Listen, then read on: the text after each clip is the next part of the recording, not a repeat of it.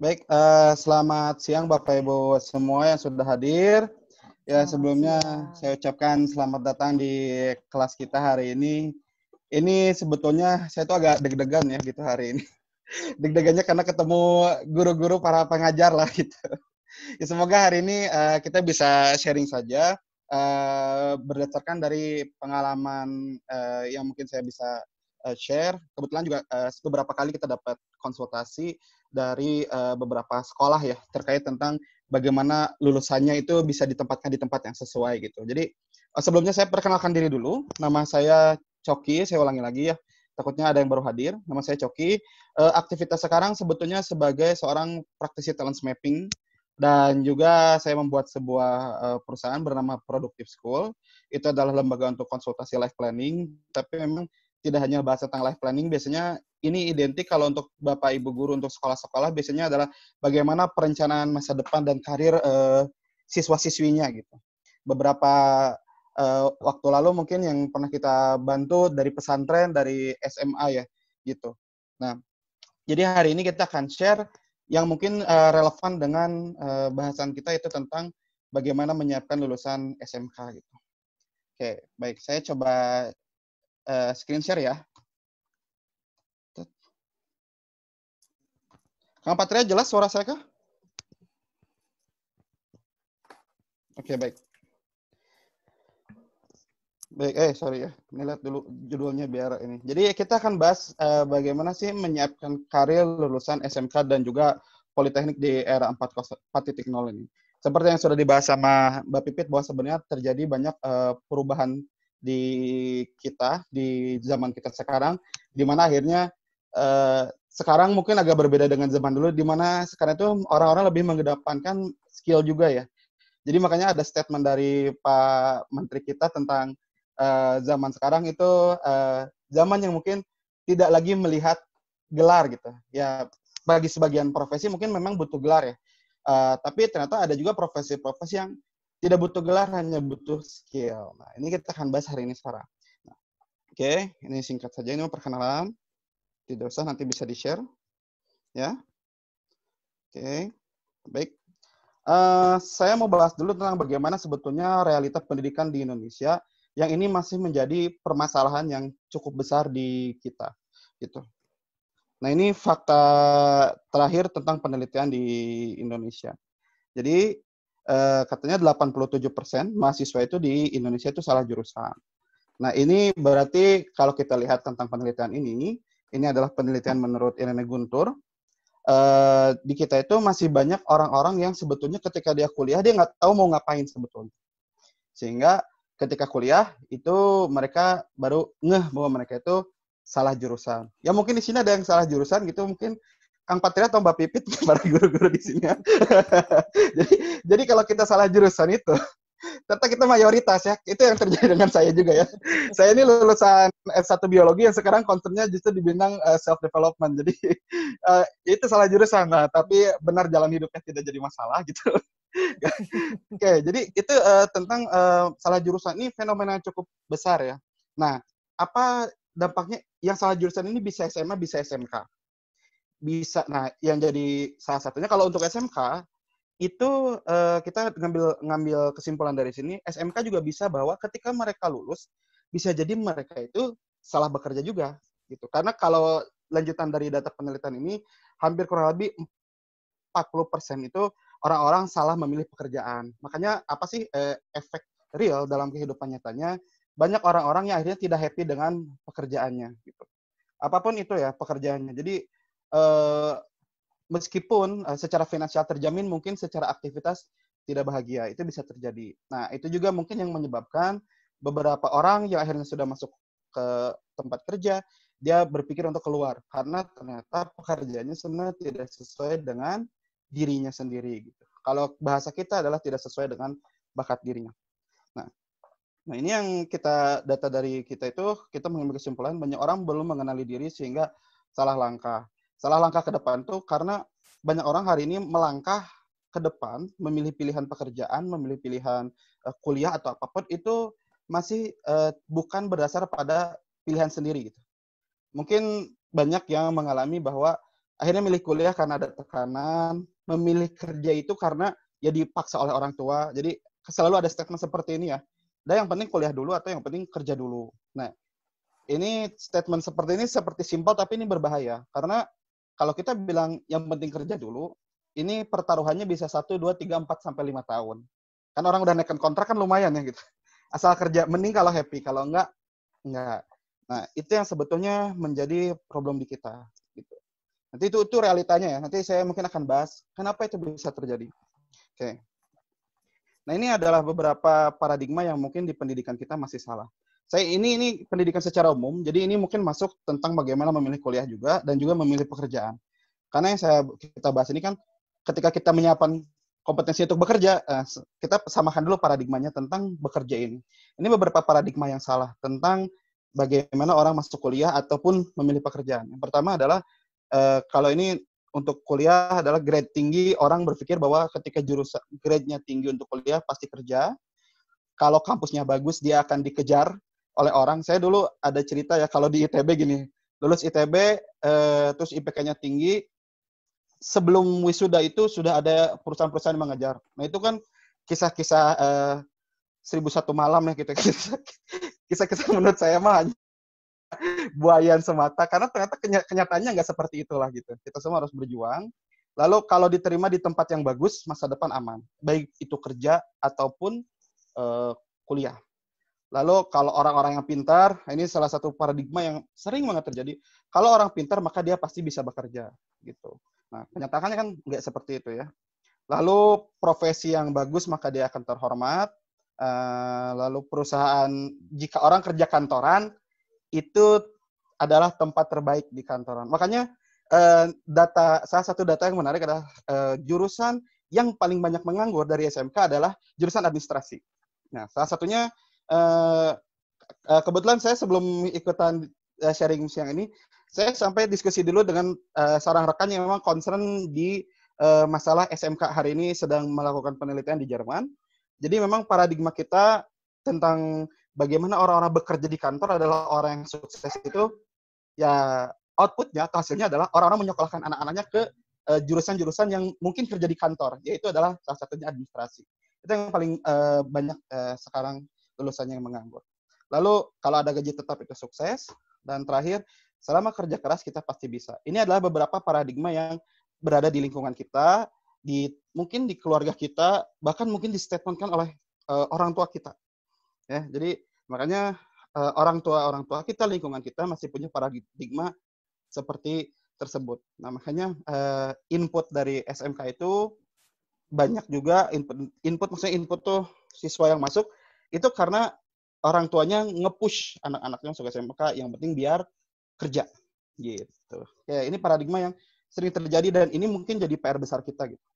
Ya, mungkin Bapak Ibu semua juga, teman-teman di sini juga menyadari ya. Saya juga baru menyadari ketika banyak di pendidikan kita masih merasa bahwa nilai atau masuk suatu kampus atau tempat kerja itu adalah prestisiusnya, dia itu di situ, di statusnya. Makanya kalau ada orang lulus tempat gitu di sekolah, itu yang diliatin kan ininya, lulus ke kampus ini berapa orang gitu. Lulus ke kampus ini berapa orang, pernah nggak tahu itu di situ tuh bener nggak gitu. Sesuai nggak dengan kompetensi dia ke sana gitu ya. Nah, akhirnya kan pada nggak ditulis kan, misalnya harusnya sih lulus dari sini jadi apa dan melakukan apa, itu akan jauh lebih baik. Makanya itu yang menjadi PR di kita. Oke. Nah, baru saya bahas dulu tentang bagaimana akhirnya realita lulusan SMK ini di industri. Sebenarnya saya dapat presentasi ya sama ada sebuah paper dan ada blog dari teman saya itu. Mungkin nanti juga akan saya share ya, Kang Patria ya. Saya share gitu, tapi itu di luar dari materi saya sebetulnya. Nah, tapi saya dari sana sumbernya. Jadi di Indonesia ini angka pengangguran hampir lebih dari 11% lah, kisaran 11%. Dan dari 100% itu paling banyak dari SMK. Paling banyak, hampir 24% kalau tahun terakhir. Nah, apa penyebabnya? Ini penyebabnya nganggur itu pilihannya mungkin ada dua ya. Dia hanya nggak dapat kerja, atau udah dapat kerja di kick gitu. Itu ya, kompeten. Jadi fenomenanya seperti itu ya. Jadi ini ternyata hasil diskusi dengan beberapa pelaku industri terkait tentang anak-anak SMK. Ini hasilnya, hasil surveinya. bahwa ternyata ada mental kerja yang masih kurang. Jadi tidak mampu mengikuti SOP atau tidak kuat menghadapi tekanan. Saya nggak tahu, mungkin saya pribadi pernah punya teman-teman yang magang dari SMK, tapi ini nggak bisa digeneralisir ya. Cuman satu kasus aja. Ya akhirnya memang ada orang-orang yang kuat, tapi ada juga yang kabur-kaburan gitu dan lain-lain. Ya mungkin itu bisa personalnya seperti itu, atau mungkin ada faktor yang lain.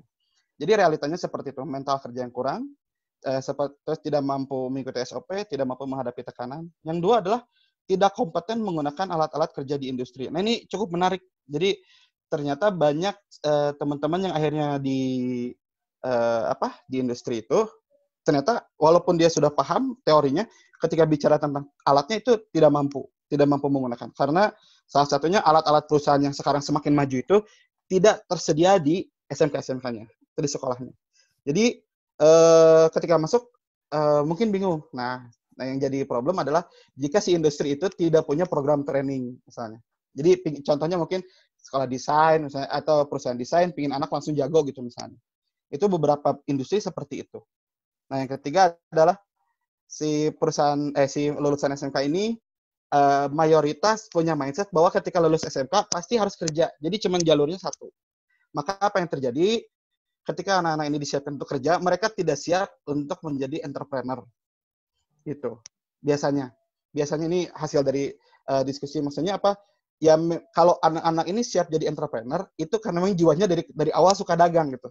Tapi belum disiapkan secara tersistematis untuk bisa menjadi entrepreneur gitu. Nah, itu salah satu realitanya. Tapi terakhir saya diskusi sama teman saya bahwa memang sejak tahun 2016 ada khusus mata kuliah entrepreneur. Jadi secara teori sudah diajarkan, tapi untuk prakteknya itu belum banyak mungkin ya. Kita sedang masih mengembangkan itu. Jadi itu realitanya. Maka dari beberapa realita ini banyak anak-anak SMK yang akhirnya itu dia tidak bisa di tempat kerja, atau akhirnya keluar dari pekerjaan itu, atau ya akhirnya nganggur dan tidak tahu harus ngapain gitu. Lulus aja. Bisa jadi nilainya besar tapi tidak sanggup menghadapi realita. Makanya, nah apa yang harus dilakukan? Ini saya akan bahas ini dari sudut pandang bakat ya, gitu. Dari sudut pandang bakat kita sebagai saya seorang praktisi transmapping. Nah, yang satu adalah mengenai peran terbaik siswa. Ini cukup menarik. Bapak Ibu, saya baru beberapa waktu lalu kan kita ngebahas tentang bagaimana rencana masa depan anak-anak pesantren. Ini SMA-nya SMA kelas 3 pesantren. Terus yang menarik adalah ada anak yang nanya, buat apa belajar matematik? Kan nggak ditanya di akhirat juga katanya gitu. Jadi mindsetnya anak-anak pesantren adalah kalau saya lulus hanya jadi ustadz, satu jalur maksudnya. Padahal bayangkan, orang masuk pesantren itu dari awal si anak-anak ini belum tentu mau menjadi ustadz, belum tentu gitu. Bisa jadi mungkin dia punya mimpi jadi seorang entrepreneur, jadi apa. Cuman kondisi dia memaksa dia untuk masuk ke pesantren gitu. Nah, ini pun yang terjadi di SMK, di SMA itu sama aja. Kalau di SMA pilihan jurusan, misalnya dia masuk IPS padahal sebetulnya pingin IPA, atau dia masuk IPA karena dia merasa keren IPA itu, padahal dia itu anaknya IPS banget gitu. Ya, jadi itu yang membuat anak-anak secara langkah itu udah salah dari awal ya, tidak tepat. Makanya peran di SMA menurut saya, SMA, SMK gitu, itu perlu mengenali peran terbaik siswa. Jadi kalau di BK ya, ada bimbingan konseling, menurut saya perlu ada sesi bagaimana kita berdiskusi dengan anak sebetulnya apa yang dia senangi. Terus pasti ada pertanyaan, Kang, kalau saya SMK-nya sudah misalnya otomotif, tapi dia sukanya misalnya administrasi, masa belok gitu ya.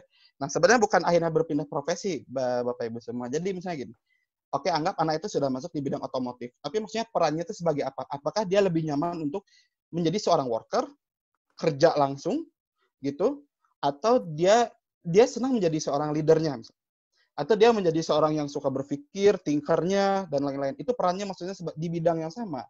Perannya itu jadi apa?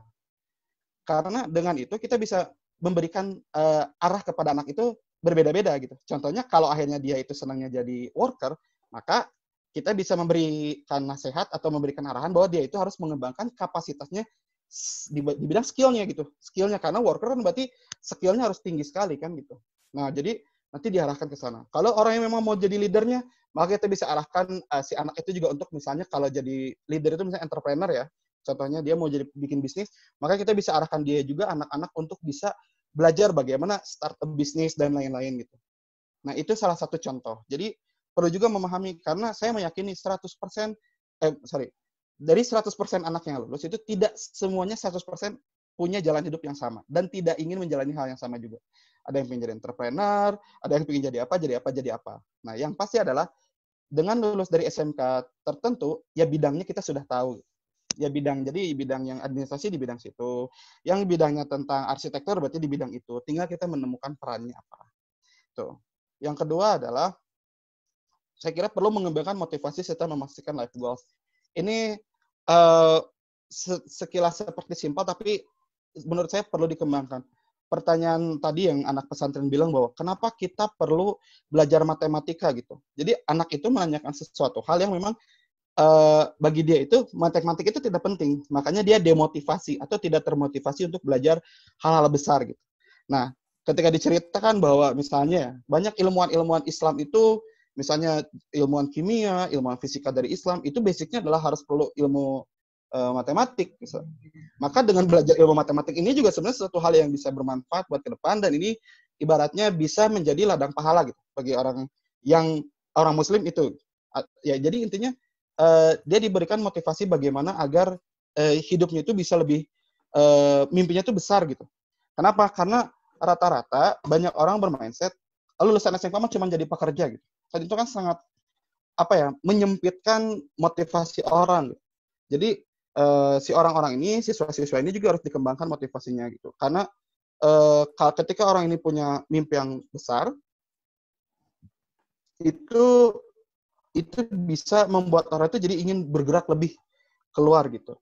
Ya, akan ada beda lah antara orang yang punya role modelnya adalah pedagang di pasar dengan orang yang punya role modelnya Elon Musk atau Bill Gates gitu. Itu akan sangat beda pasti. Orang yang punya role model Bill Gates mungkin dia akan mempelajari halnya langkah-langkah ke depannya seperti Bill Gates. Tapi kalau orang yang role modelnya hanya pedagang, misalnya biasa saja gitu, ya akan seperti itu gitu. Jadi lebih ke sana Bapak Ibu semua. Nah, kalau ini jadi PR juga para pendidik, karena berarti para pendidik ini juga perlu punya gambaran tentang role model yang bisa menjadi inspirasi bagi para siswa. Oke. Selanjutnya, yang ketiga adalah mendorong untuk pengembangan kapasitas diri. Kalau dari sekolah kan sebetulnya pengembangan kapasitas diri secara skill itu udah ada sebetulnya. Saya yakin itu dengan kurikulum yang lengkap itu sudah selesai lah. Jadi anak kalau ngerjain semua itu sudah betul. Nah, yang berikutnya adalah pengembangan kapasitas diri yang dimaksud adalah yang sangat-sangat, yang mungkin di sekolah tidak difokuskan untuk dipelajari. Contoh adalah bagaimana memanage orang misalnya. Atau bagaimana dia belajar bahasa Inggris secara intensif misalnya, atau bagaimana dia bisa mendapatkan beasiswa di luar. Jadi mendorong untuk pengembangan kapasitas si orang itu secara personal gitu lebih tepatnya. Atau misalnya kalau kita sih dulu pernah mengusulkan kepada anak-anak itu untuk dimagangkan lagi ke tempat lain. Jadi dimagangkan karena salah satu cara untuk membuat orang belajar dengan cepat adalah magang. Jadi memang di sekolah juga ada magang ya. Di sekolah ada program magang untuk SMK, tapi maksud saya adalah program magang di sini adalah memberikan usulan ke anak-anak ini untuk magang. Jadi saya sebelum ini saya diskusi dengan teman saya itu, lulusan tahun ini itu agak repot karena sedang dalam kondisi wabah corona. Jadi mungkin ada anak-anak yang membayangkan lulus sekolah akan langsung bekerja, ini agak repot. Jadi mungkin akan ada, kita juga belum tahu ke depan, tapi bisa jadi banyak orang yang hanya lebih banyak stay di rumah. Nah, ketika stay di rumah ini, maksud saya adalah bagaimana para pendidik atau guru-guru sebelum mereka lulus itu memberikan arahan bahwa mereka itu harus menyiapkan diri untuk mengembangkan kapasitasnya. Dan yang terakhir adalah, ini yang menarik juga, apa yang bisa dilakukan juga oleh kita, itu salah satunya melakukan link and match. Link and match ini maksudnya, jadi si industri-industri ini tuh, kita juga harus tahu sebagai pendidik sebenarnya apa yang dibutuhkan oleh industri dan apa yang sebetulnya industri harapkan dari anak-anak SMK. Nah, disitulah kita juga harus menyiapkan anak-anak sekolah, menyiapkan kompetensinya itu, sehingga nanti ketika dia lulus, misalnya mungkin misalnya dengan Yuti ya. Yuti itu butuh anak SMK nggak gitu? Kalau butuh yang seperti apa sebetulnya? Nah, Yuti pun misalnya memberikan listnya ke sekolah tertentu gitu ya. Ini saya butuh ini misalnya administrasinya harus gini gini gini gini. Nah, itu nanti si pihak sekolah mengetahui itu dan akhirnya ibaratnya gini, ya udah kalau nanti ada yang lulus dari sini kita langsung masukkan ke sana. Nah, itu yang sebetulnya link and match itu salah satunya perannya seperti itu.